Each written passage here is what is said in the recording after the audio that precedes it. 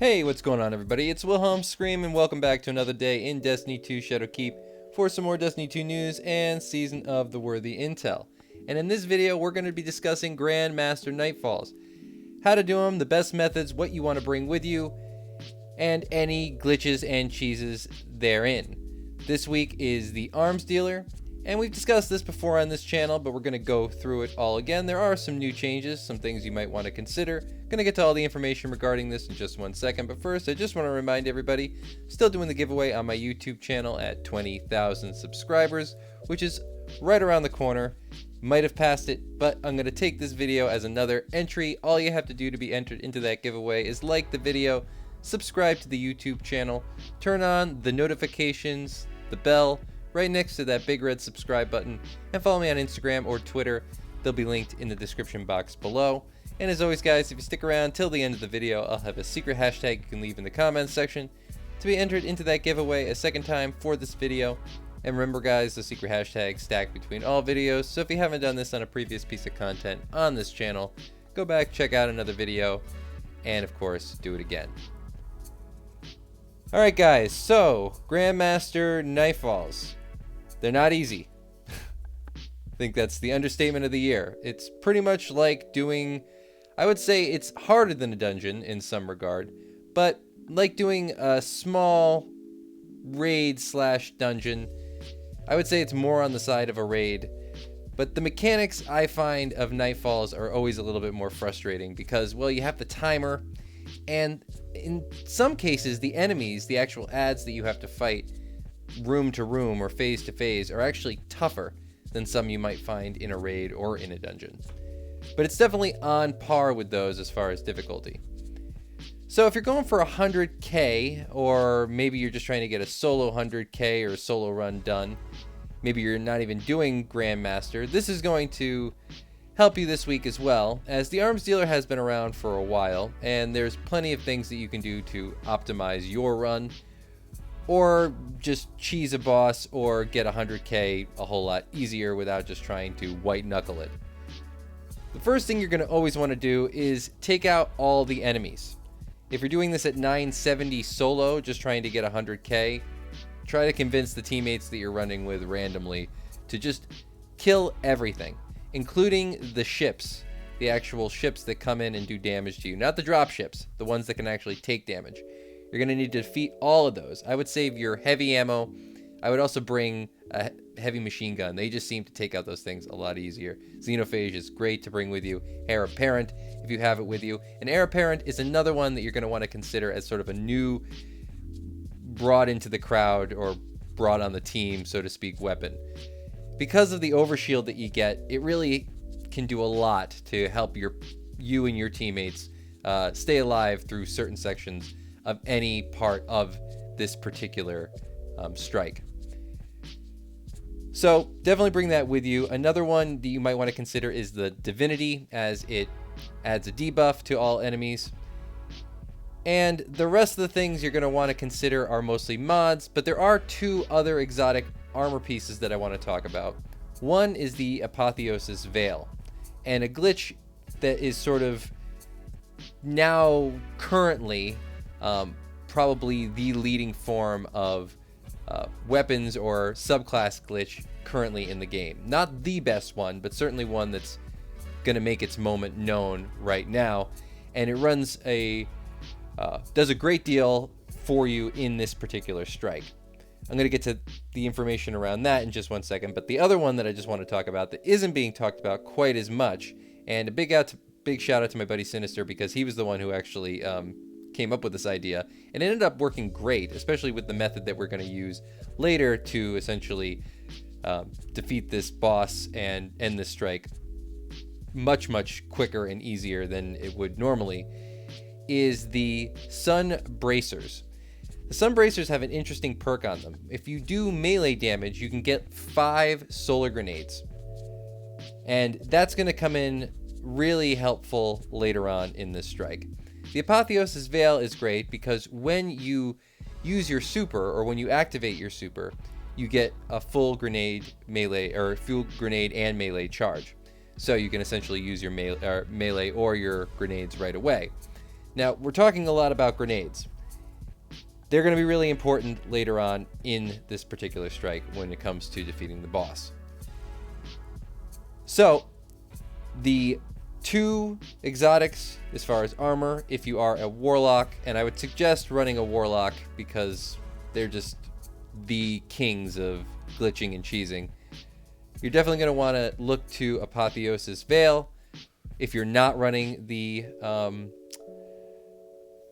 Sun Bracers or that particular subclass, if you're running anything other than Solar, I would suggest using Solar or Void. I don't know if Arc is going to be quite as viable for this particular strike this week, but the Apotheosis Veil I would suggest if you're using any other subclass other than Solar. So now let's just talk about some other things that you're going to want to bring with you. Most of these are going to be mods, and most of them you might have heard me mention before, but they're always worth reiterating. Grasp of the Warmind. Basically, this mod allows you to get infinite grenades, and that is what we're going to sort of be relying on later on in this strike. So we'll kind of wind back to Grasp of the Warmind, but for those of you who don't know, there is a way that if you are using Grasp of the Warmind with Apotheosis Veil, you can pick up a Warmind cell at the same time you activate your super, and this will recharge your grenades. So it might be sort of redundant when we talk about how we defeat the boss at the end of this strike, but it's something good to have regardless.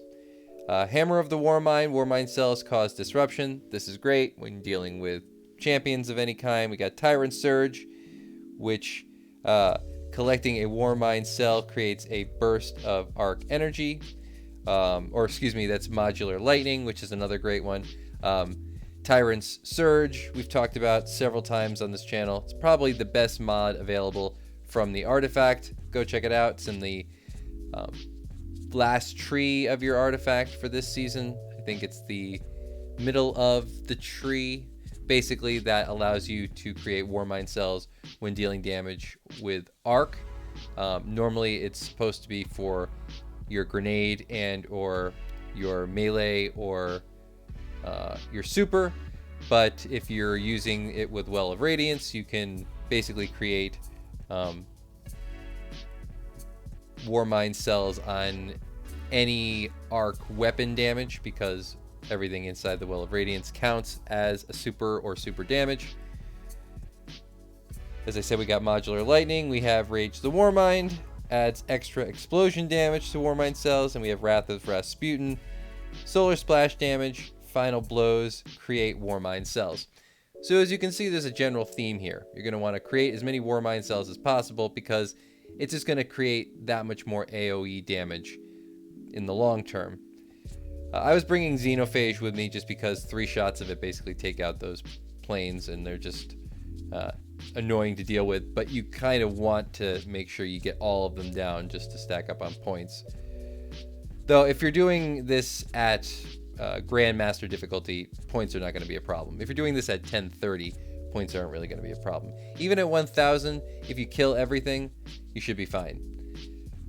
There is a slight chance that if you're not doing great on time at 1000, you could maybe run the risk of not getting your 100k, but for the most part, it's going to be easy if you just kill everything and get it done within 20 minutes. Outside of the 1000, everything above that, you're going to have, I think, 25 minutes for the 1030. It might even be 30 minutes. I think it's definitely 30 minutes at least for the Grandmaster. So time's not really going to be a problem, and you're going to be getting so many points from killing ads on the way to the boss that you shouldn't have any trouble with points in the long term. Now, in regards to the boss, there is a glitch that has been known for a while, which essentially allows you to climb up the gantry or the chain up to the boss where he spawns at the initial point of the encounter. You can climb up just by flying up the chain. Most people don't or should know this already, but if you don't, you can get up to a point where the boss will actually spawn in early. and you'll be able to get more shots on him as you're actually going up the ramp on the elevator. So you can get him down normally. I've seen some people actually beat him, depending on what level you're doing this on. You might be able to actually nuke him at that point. But if you're doing it at 10, 30, or even 1,000, I think the best you're going to hope to get is maybe half health, unless you're really good. And I don't want to let it pass anybody might be able to do that. But essentially, you'll be able to do enough damage to him to actually get him to move to one of the floating platforms where he shields himself, and you have to just deal with ads at that point. But in this case, the way we're going to be doing this today, that's actually pretty much the end of everything. Once you get him to actually move to one of the platforms, you're almost done, because we're going to actually kill him on the platforms. And this is going to be done in a very easy method. It's going to revolve around grenades, and, well, you'll get the point. So, for those of you who haven't seen the strike done completely, or want just some extra tips moving into the boss, I'm going to let it play out for a minute now, and once we get to the boss, I'll pick this back up and we'll talk about this specific method a little bit more. So stick around and we'll pick this up at the actual boss room.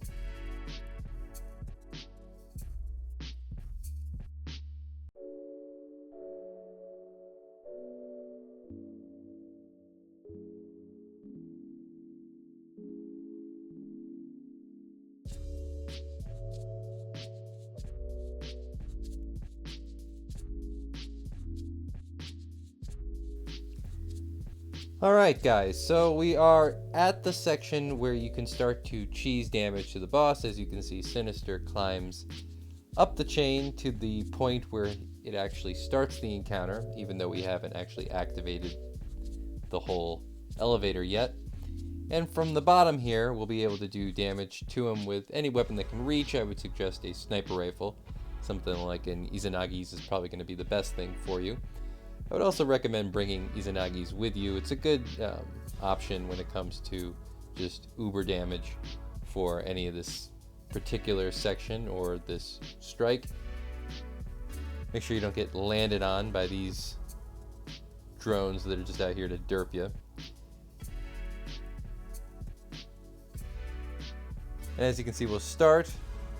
The boss will appear already at the top, and you can start taking pot shots at him.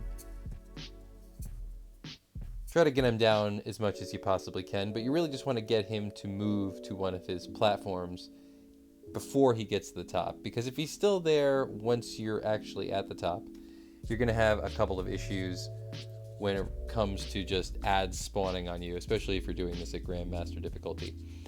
But once he has moved to one of his little platforms with shields, all you really have to do at that point is take out all the ads.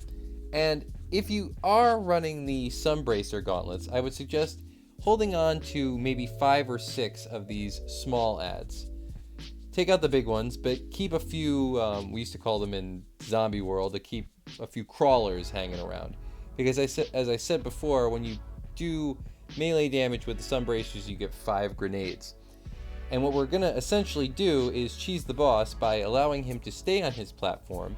And because solar grenades, specifically the fusion grenades, actually do damage underneath the floor of that platform, we can just throw them at the bottom and they will do damage to the boss above. Each one, by the time it's done, if you get a full shot on it, I actually tried a super to see if that worked, but it didn't seem to, will do somewhere in the vicinity of 6,000 damage. And if you're just throwing a ton of grenades up, every single time you get a Sunbracer kill, you'll have 5. And if you use the Warmind Cell glitch to allow you to get your full super back after dropping or picking up a Warmind Cell, or actually you can use the node that you have to plant in this case. Essentially what you would do is you would activate your super, and then as soon as you do, pick up the Warmind Cell or the node. Once you do that, it'll cancel out your super, but you'll get all your melee and grenade energy back. This is if you're using the Apotheosis Veil, of course. I actually like the Sunbracer method because it just requires you to leave a few ads around and go up and melee them, and I think you actually can get damage a little bit faster, and there's less of a risk of you screwing it up. Because if you do screw it up, then you've just basically wasted your super. I mean, it'll take you a little bit more time to get it back. You'll get your grenades in the meantime. It's not that big of a setback, but I just found the other way to be a little bit easier and a little bit more straightforward without actually having to do this specific glitch, or at least do a glitch on top of a glitch. In this case, the glitch being the damage underneath the boss actually having an effect, and the super glitch sort of tandem together, and that way you kind of just only have to do the one. And if you have a couple people using the Sunbracers, you know, you can see how that'll sort of stack up. But this is super easy, and at this point, if you are doing this on 1030, or if you're doing this at Grandmaster, even if you're doing it at 1000, you should probably have enough points built up to really kind of take your time once you get to this section. It's pretty quick regardless. If you're doing this at 1000 or below, your grenades are going to do enough damage to the boss where you'll probably have done so much if you use that first method where you run up the chain, that by the time he actually lands on the platform, he won't have much more than half of his health left. And at that point, if you throw maybe 10 grenades up there, you'll have him melted in no time. So hopefully this will help you guys out this week. Limits your ads quite a bit. Can't imagine that won't be helpful. Really makes the most difficult part of this particular strike actually getting to the boss and not the boss itself. Once you get to the boss, if you're over 100k, you'll have your 100k wrapped up. And if you're just doing this for any particular difficulty, the worst is certainly behind you. You just have to kind of sit around and look at the boss's butt for a while and throw some grenades at him. Fairly straightforward. As far as I know, nothing else does splash damage underneath the platform. We tried a couple of different things. I know my buddy was trying Mountaintop. That didn't seem to work. I don't know if the Warlock super would work. I kind of missed the spot I had to hit it on. It's kind of hard to shoot it straight up into that spot. It might, though. And if that's the case, then that would certainly save you quite a bit of time. But I don't think time is really going to be that big of a deal, to be honest. So thank you all so much for watching today. Hopefully you found this information helpful, and hopefully it helps you out one way or another. For the secret hashtags you can leave in the comment section down below to be entered into that giveaway a second time for this video. Leave a hashtag Grandmaster Nightfall, or a hashtag Season of the Worthy, or a hashtag Grandmaster Nightfall Glitch. You can be creative, but I'll accept any of those for this video. And as always, guys, I am Wilhelm Scream. We will see you next time. Little.